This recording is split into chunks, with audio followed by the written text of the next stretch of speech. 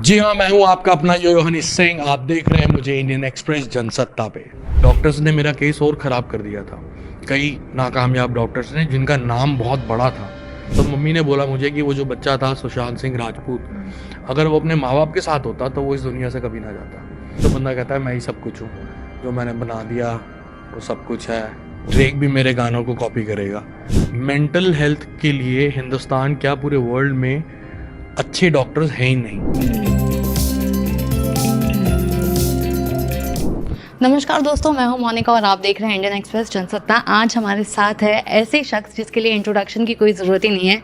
Yes, the one and only yo Honey Singh is here with us. सबसे पहले स्वागत है आपका इंडियन एक्सप्रेस जनसत्ता। बहुत बहुत मेहरबानी। एग्जैक्टली आपसे जानना चाहूँगी गतिविधि के बारे में। जिस तरीके से आपने गाना देखा, गाने में एक लाइन है, ड्रेक ने भी आपकी जो है बीट को कॉपी की थी। इसके बारे में क्या कहना आपको? ये मैंने ऐसे ही बोला है और ये ऐसे ही इसलिए बोला है कि मुझे मालूम है शायद ये अगर आज हुआ है या नहीं हुआ है। इनफैक्ट कुछ फैंस ने फिगर आउट किया है कि ड्रेक का कोई गाना है जो मेरे बूम बूम गाने से मैच करता है और वो मुझे पता नहीं हुआ। आई थिंक कोइंसिडेंस है या क्या है, लेकिन ये आने वाला वक्त आएगा ऐसा डेफिनेटली कि ड्रेक भी मेरे गानों को कॉपी करेगा। तो मैंने इसलिए थोड़ी सी फुकरी मारी है, जैसे पंजाबी में बोलते हैं फुकरी मारी है, तो सबको पसंद आ रही है। फ़न मैं रखता हूँ अपने गानों में, तो एक छोटा सा मजाक है। कई लोग इसको दूसरे तरीके से भी ले रहे हैं, but it's just a fun, it's just a fun line. ये जब से आपने जो है जर्नी स्टार्ट की थी इंडिपेंडेंट म्यूजिक से लेके बॉलीवुड की जर्नी, अब आप जब पीछे देखते हो तो हाउ डू यू फील? मज़ा रहा, बहुत ज़िंदगी बहुत मज़ेदार रही। कई लोगों ने हाथ पकड़ा, कई लोगों ने साथ दिया और काफ़ी लंबा साथ दिया। सबसे ज़्यादा साथ दिया मेरे फैंस ने, जो जुड़ते गए और मुझे यहाँ तक पहुँचाया। तो मज़ेदार रही ज़िंदगी, एकदम बढ़िया।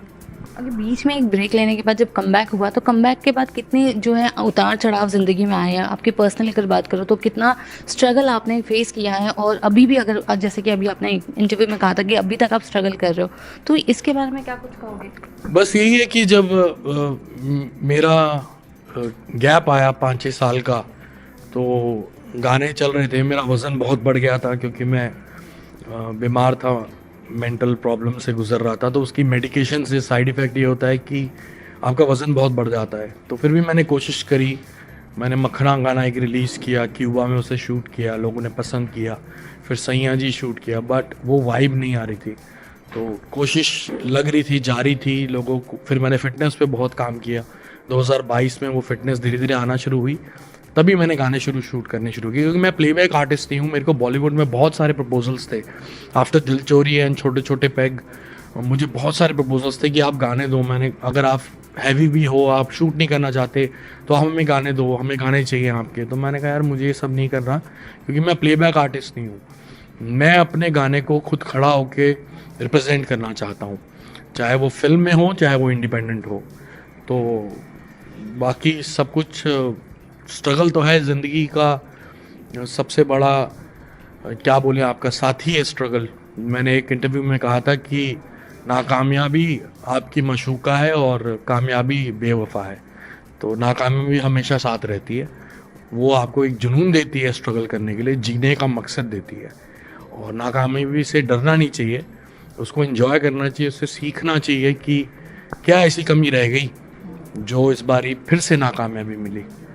और मेरा ये कहना है, ये थॉट है, समझ है मेरी, कि अगर आप कामयाब हो जाते हो तो आप सिखाना शुरू कर देते हो, और जब नाकामयाब होते हो तो सीखना शुरू कर देते हो।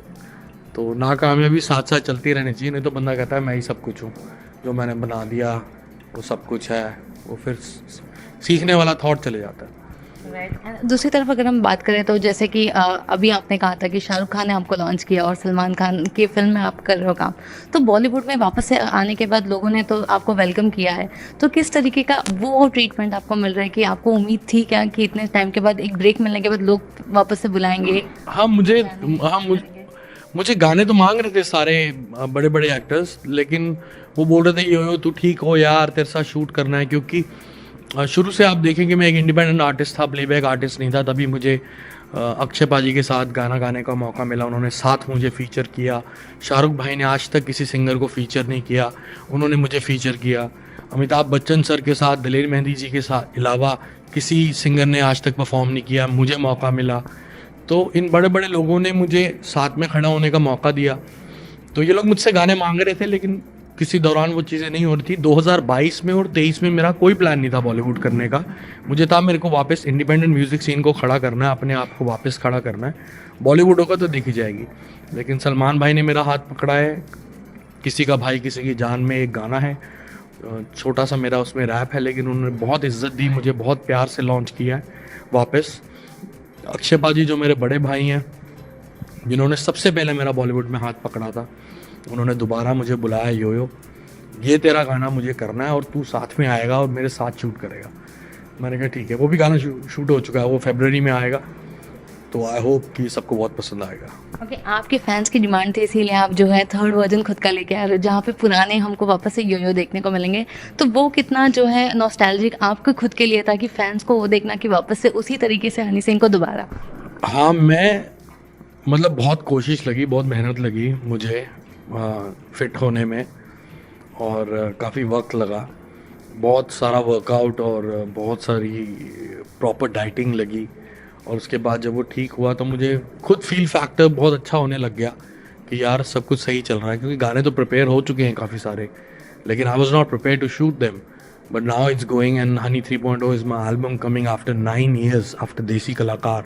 आई am very super excited for that. उसमें पुराना वाला हनी सिंह लोगों को फिर से देखने को मिलेगा।